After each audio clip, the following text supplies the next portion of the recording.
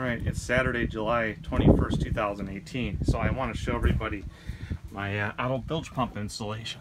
So the first one that I bought was this one because it wasn't very expensive. And it had this nice float switch built in. The problem with this, even when you take this bottom base off, which you don't need unless you're screwing it down, is it's too thick to put in behind there. So I will show this to you.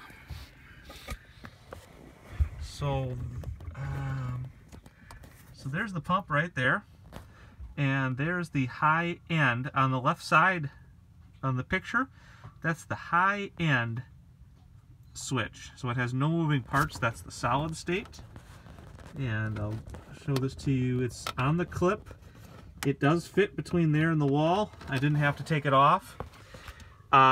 Basically, to install this, I just took the cartridge off. There's actually, you can see on the right hand side of your picture, there's a little flap. Let me see if I can get this. Sorry, it's hard to keep the camera still.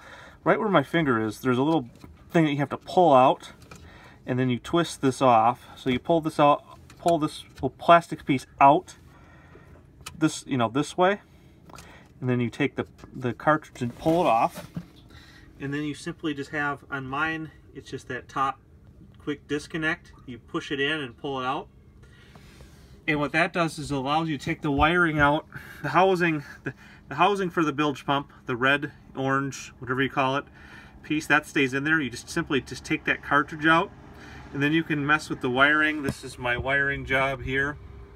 So let me just explain the differences also between the reed switch and the float switch. So the other two switches that actually have moving parts have 3 wires. They have 2 positive, one taps into your pump wiring, your manual bilge pump wiring, and then you have your negative. Now this one does not come with a negative. This one just has 2 brown wires. And I just simply used a 3-way splice. Well, and the other thing is, these wires here have long enough cables to reach my boat battery. It's down there, and then my boat battery is there. I had to go out and buy 14 gauge wire. I just went up one just to be safe. So that single splice that you see, the darker blue one, which is, here, I can pull this out, right there with my fingers on the darker blue splice. I have that.